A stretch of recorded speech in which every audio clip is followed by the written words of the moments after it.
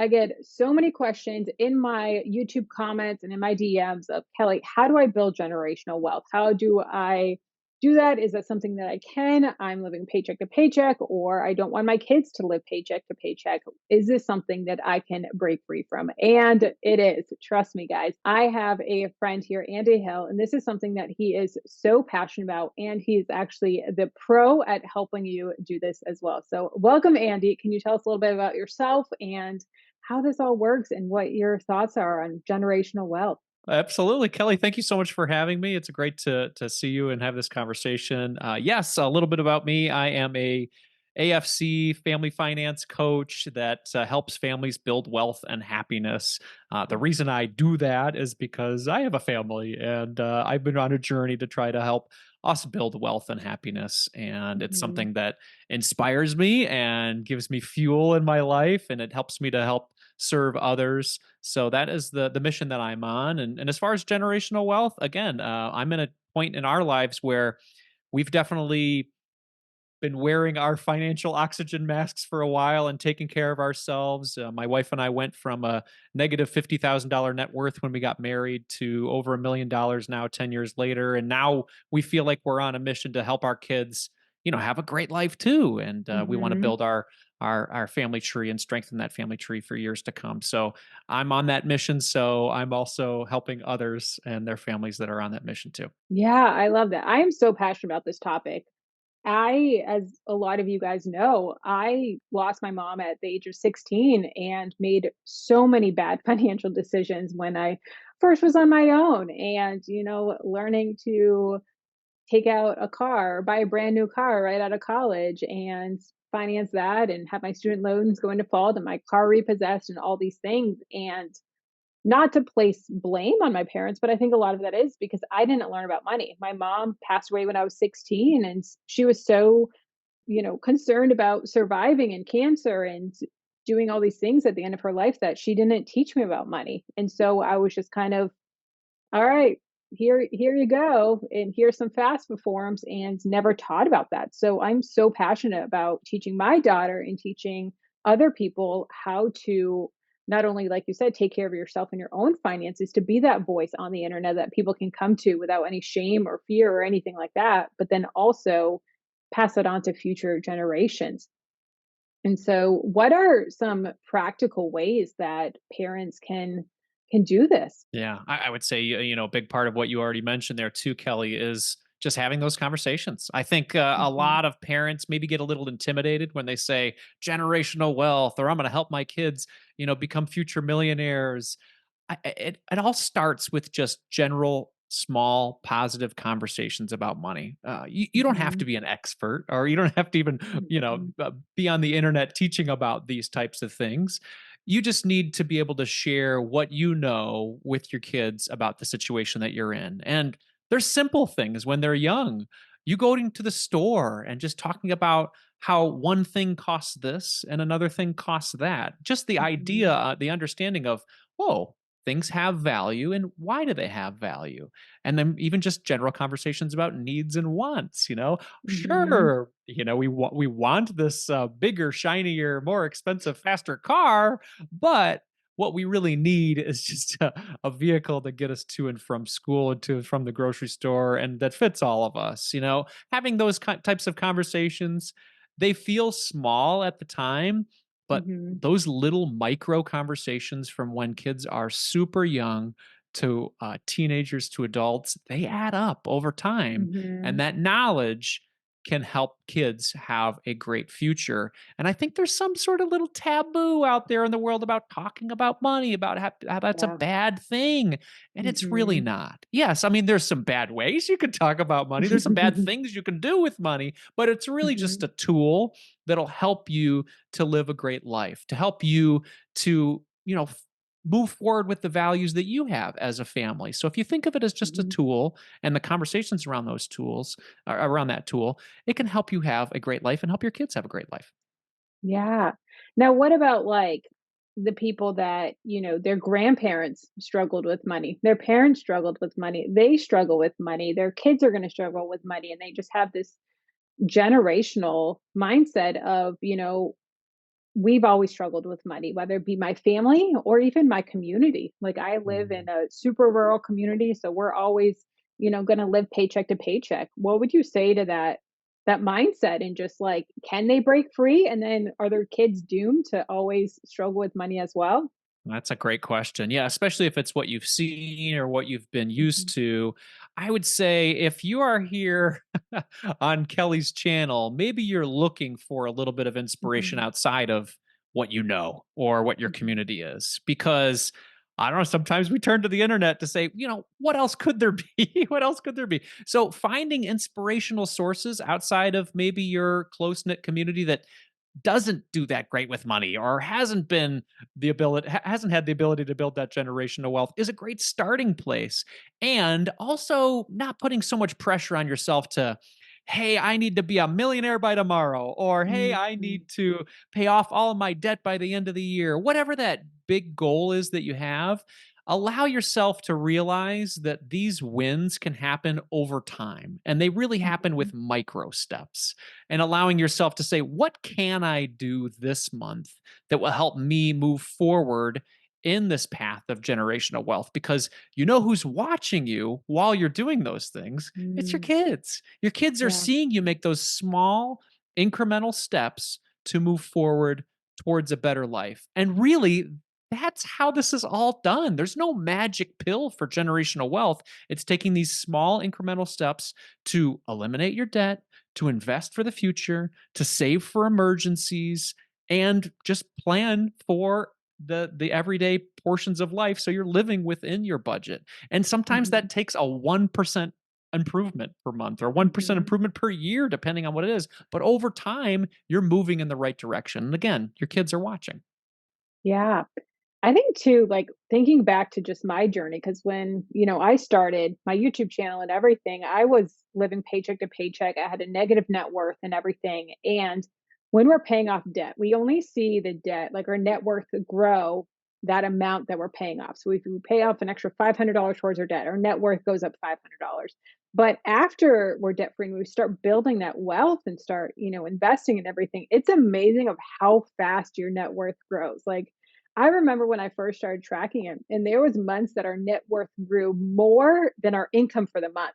Like, say we brought in 10K for the month and our net worth went up 13K. And I was like, no, this is wrong. The spreadsheet's not working. The math isn't mathing. Like, but that's just amazing of how it works and the compounding effects that it has. And it's so cool of when you are, taking care of yourself, putting your own oxygen mask on first, of when you finally break free of that mentality and that cycle of how fast it can actually happen for you, that you can build that wealth. And it's just such an amazing journey to be on, and a transformation. Like I was talking to my husband recently and we don't really think about money too much anymore. And it's just like such a cool thing to not have to worry about how are we going to pay this? What are we going to do? Like something comes up, okay, we pay it. And that is such a freeing feeling. And it's so incredible.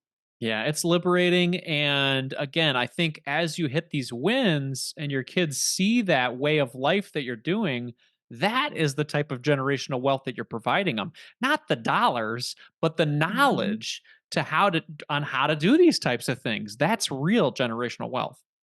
Yeah. Now, what age would you say is a good age to start teaching your kids about money, and how do you even start those conversations? You talked a little bit about like with the grocery store, but I have a 2-year-old. Like feel like it's too early to start now, but I don't want to wait until she's 18 and about to move out of the house and I've lost my chance. Sure, this might sound crazy, Kelly, but I don't think you're too far off from being able to have small conversations about counting and Okay, yeah. discussing small denominations of money and where it Mhm. goes. You're getting there. Obviously, we don't, right out of the womb, they don't, start the Right, lessons. right. But honestly, I think I've read these statistics by age 7 sometimes that you can say these money habits are set for kids. So starting Yeah. these conversations early about the positive aspects of money, what it can Mhm. do for you, what you can do with it when it's in your hands is a great way Mhm. for kids to learn. So yeah, starting as early as possible is great. Obviously they don't need to sit there and look at compound interest charts when they're 18 months old. Uh, Well, hey, I was gonna say, when leave you it up to met Kelly. me. Sounds like a challenge, right?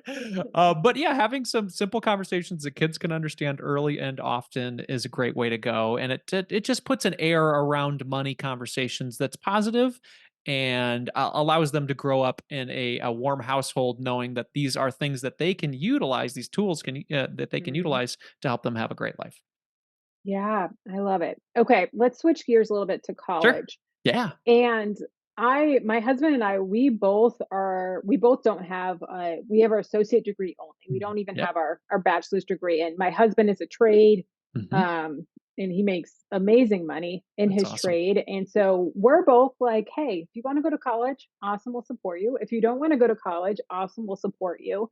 But we want to save for college, Yeah. in case she does want to go to college. And so we've done the 529 route. But I remember in the beginning it was very difficult decision of what's the best option.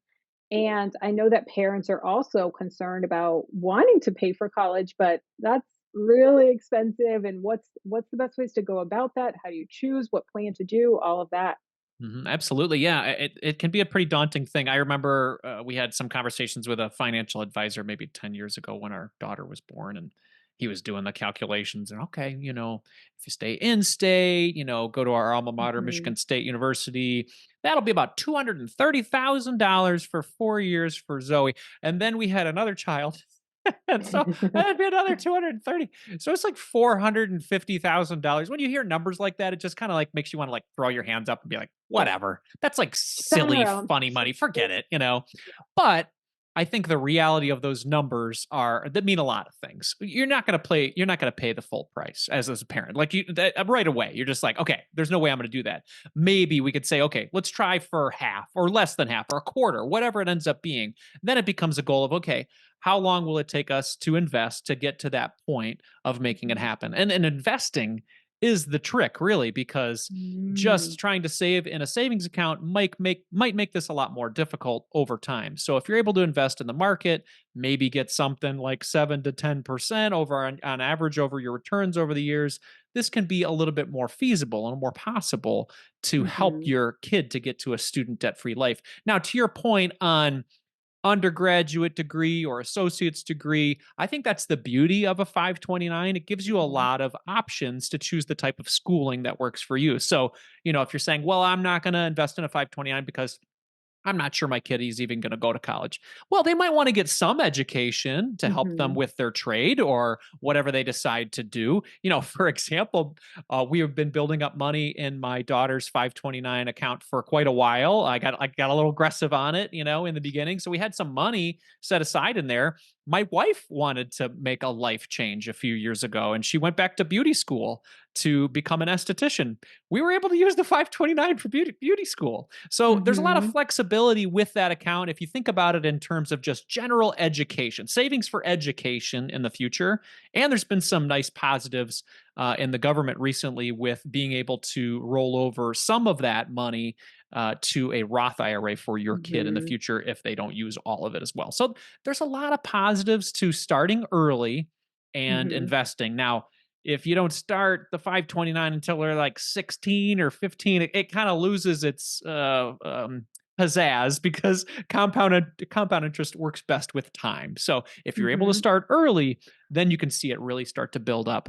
That being said, if you're saying, well, I don't feel comfortable investing at all, saving in a high yield savings account is not a bad idea at all. I would say Mhm. the hope and a prayer opportunity of doing nothing until until they turn 18 is probably not the best solution. But it depends on your family situation. If you want to build generational wealth, this is the first area that I really think can help, because not only through the conversations we talked about earlier, you're building their knowledge about generational wealth. Mhm. Once they have a college degree or a skill set through an associate's degree, that's really how they can build wealth. It's not from mom and dad investing a bunch of money and then throwing it at them when they're 20 or 30. It's them being Mhm. able to have a skill to earn that money. And then with that knowledge that they had from you earlier, then they learn how to save it, how to invest it, how to give it, and how to Mhm. spend wisely. Yeah. Now, what about, I want all this for my kids and I want to, start at 529 and all this stuff, but what about my own retirement and how important is it to, yeah, I want this great life for my kids, but I also don't want my kids supporting me financially. And, I Yeah. don't want, to get a phone call and saying like, "Hey, I need you to pay my mortgage. I can't pay my mortgage." And Right. so, how is it, what are the best ways to go about taking care of yourself in that aspect?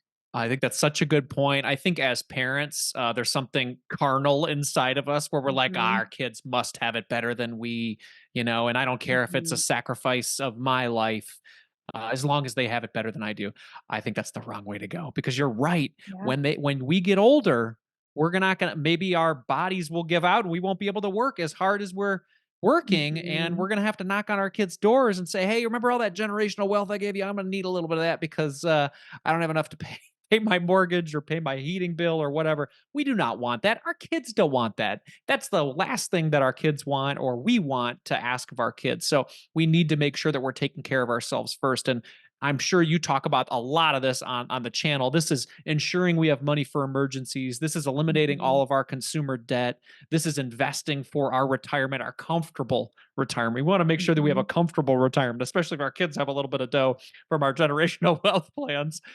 These are important things that we need to do. So if we're sacrificing our retirement plan just Mhm. to fund our kids 529, we really need to double check a little bit on our plans there and say, okay, am I trying to give my kids a better life than I will potentially have in my retirement? Is that the best thing for our family, our generational wealth, our family tree?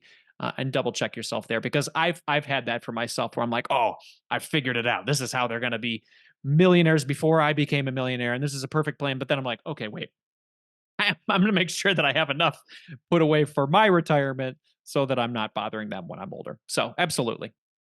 Yeah, that's so true. So true. Now, this all sounds amazing and everything. And, ideally, this sounds great. But, if someone's living paycheck to paycheck right now and living in that, that sounds awesome, Andy. Yeah. But is that even like possible for someone like me? What would you say to them? Yeah, I would say if you are living paycheck to paycheck right now and you want to have that generational wealth for your kid, I would start more with not expending your financial resources, but maybe Mhm. spending more of your time with your kid about, hey, Mhm. watch us on this journey. We're going to be moving forward and getting out of the situation we're in. Maybe we're spending everything that's coming in right now, but this year we're going to save 5%. Next Mhm. year, we're saving 10%. Next year, the year after that, 15%. And we're going to create this gap so that we can eliminate our debt, have more fun, enjoy money more so it doesn't feel like a burden, and watch us along this path because that experience, that memory of your Mhm. parents doing something incredible for your family is going to stick in your mind a lot more than them having $1,000 sitting in a savings account or a UTMA down the road. Mhm. Really focus on yourselves and then involve the kids because by Mhm. involving them, they're going to learn so much more than you just handing them something. I liken it to like, LeBron James or something, right? He probably would have been a decent basketball player if his parents just sort of talked about basketball, but if he was involved in basketball and playing basketball, having money in his hand, then he's actually going to become a better basketball player, right? It's the same Yeah. thing with money for kids. You involve them in the process and then they will learn. And if you Mhm. if you have the opportunity to pay them an allowance or pay them for chore money or get some sort of money in their hands, even if it's a small amount of money, this is how they learn to be good with it. This is how they learn Mhm. to move forward. So don't think of it as making sure that they have all of their needs are taken care of.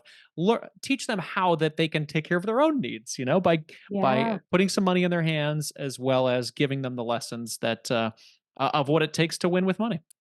Yeah, absolutely. I'm also all about, like, back to the paycheck to paycheck, like, I'm not a person that says, like, "Cut out coffee and you're gonna, pay off all your debt." But I am all about sacrificing for a little bit of time so that you can have that life of freedom and not having to worry, and I hear so many people and even my friends and family in my real life of, oh, we have to take them on a big vacation every single year and we Mm, have to do this and we don't want them to be deprived. I never got, family vacations and I don't want that for my kids. And then they yeah, end up putting it on credit cards and spending 20% interest paying for Disney World type of thing.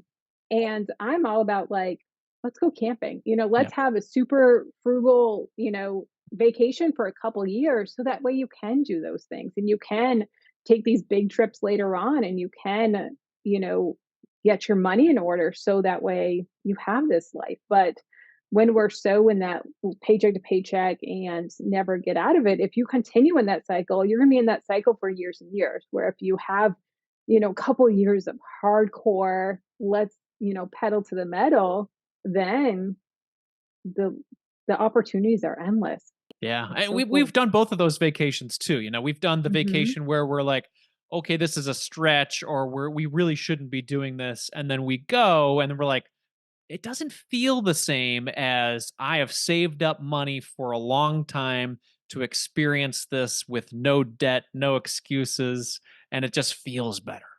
So I feel Yeah. like, and if you can help your kids to understand that feeling, then Mhm. they will too move forward in a life that's not paycheck to paycheck, that feels like, okay, I will spend the money when I have it. We love Ally buckets. This isn't Mhm. an endorsement for Ally. That they're not sponsoring me at all. It's just something I like, and I love the visual of being able to save money in an individual Mhm. bucket that says, once this goal is there, then we can go enjoy it. And we love that for fun family experiences. So whether that's a trip up north or a trip to Mexico or something fun like that, the Mhm. money is there. Let's go spend it. Let's go have fun. And I think that is something that kids can learn from quite a bit. Yeah, I love it, absolutely love it. Okay, so I wanna learn about this, Andy. How can I how can I learn about this, and what are some good next steps? So yeah, Kelly, I have a resource that can help a lot of people with this process. It's a free resource. It's called the 60/40 Generational Wealth Plan.